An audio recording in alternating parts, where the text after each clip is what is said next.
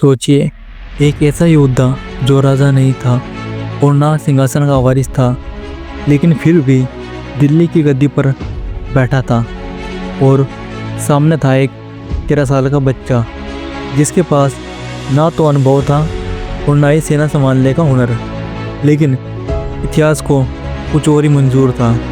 जहाँ एक तरफ थे 30,000 से ज़्यादा सैनिक, हथियारों की कतार और शक्तिशाली तोपें, वहीं दूसरी तरफ था 13 साल का लड़का जिसके पास सेना कम थी, लेकिन हाथ में युद्ध की सबसे खतरनाक चाल थी। और फिर आया एक उड़ता तीर जिसने बदल दिया भारत का इतिहास और भारत के लोगों के भविष्य।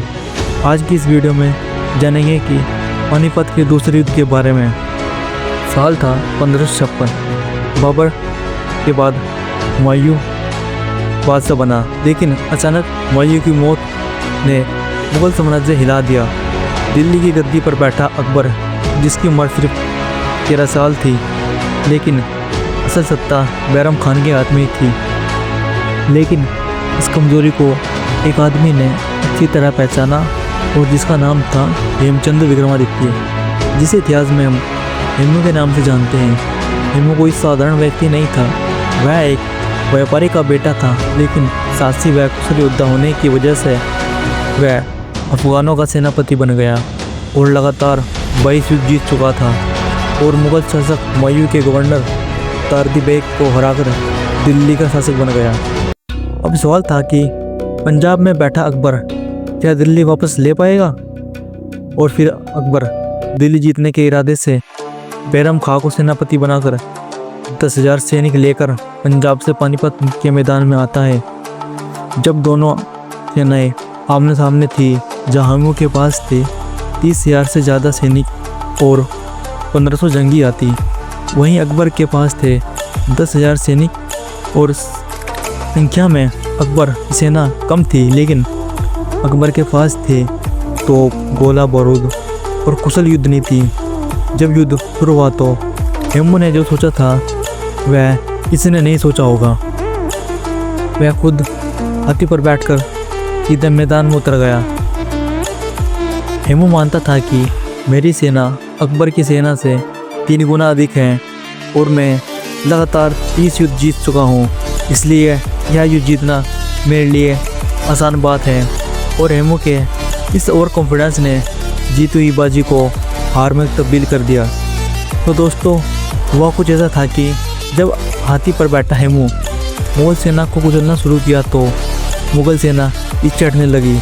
इतिहासकार मानते हैं कि यदि युद्ध इसी तरह चलता तो अकबर की हार तय थी, लेकिन अकबर अपने साथ कुछ धनुर्धर भी लेकर आया था। उसने इन धनुर्धरों से कहा कि युद्ध शुरू होने के प्रथम पैर में कोई तीर नहीं चलाएगा, जिससे हेमू को लगा कि अकबर के पास कोई धनुर्धर नहीं है। लेकिन जब युद्ध का दूसरा पैर शुरू हुआ तो बैरम खान के इशारे पर सभी धनुर्धरों ने हाथी पर बैठे हेमू को टारगेट बनाकर एक साथ तीर छोड़े और उन तीरों में से एक तीर हेमू की आंख में आ लगा और जिससे हेमू बेहोश होकर हाथी से नीचे गिर गए। हेमू ने पूरी सेना की कमान अपने हाथ में संभाल रखी थी, इसी वजह से उसके गिरते ही सेना का नेतृत्व करने वाला कोई ना था और यहीं से हेमू की सेना का मनोबल टूट गया। इसी टूटते मनोबल ने हथियारों से ज़्यादा दिमाग पर हमला किया और इसी पॉइंट पर आकर हेमू की जीती हुई युद्ध की बाजी हार गया। इसके हार के पीछे मुगलों की बेहतर रणनीति थी, क्योंकि बैरम खान ने तोपों और बंदूकों से दूरी बनाकर हमला किया और वहीं हेमू की सेना हथियारों पर निर्भर थी, जो कि तोपों के सामने कमजोर साबित हुई। और जब बेहोश हेमू को अकबर के सामने लाया गया तो बैरम खान ने अकबर से कहा, अगर इसे आज छोड़ दिया तो यह कल फिर से युद्ध करने आएगा। और फिर 13 साल के बच्चे ने अपनी जिंदगी की पहली और कठिन तलवार चलाकर हेमू को मार दिया और यहीं से एक राजा इतिहास बन गया। और इस युद्ध ने मुगल साम्राज्य को स्थायी सत्ता दी और अकबर को भारत का महानतम शासक बनने का मौका दिया। और हेमू जो आखिरी हिंदू सम्राट बन सकता था वह सिर्फ एक इतिहास बनकर रह गया। पानीपत का मैदान आज भी पूछता है कि अगर हैमू की आंख में वह तीर ना लगता तो आज हिंदुस्तान का इतिहास कुछ और ही होता। दोस्तों, अगर आपको हमारी यह ऐतिहासिक कहानी पसंद आई हो तो वीडियो को लाइक कर हमारे चैनल को सब्सक्राइब करें और इसी ऐतिहासिक रोचक कहानियों को देखने के लिए हमारे चैनल को सब्सक्राइब जरूर करें।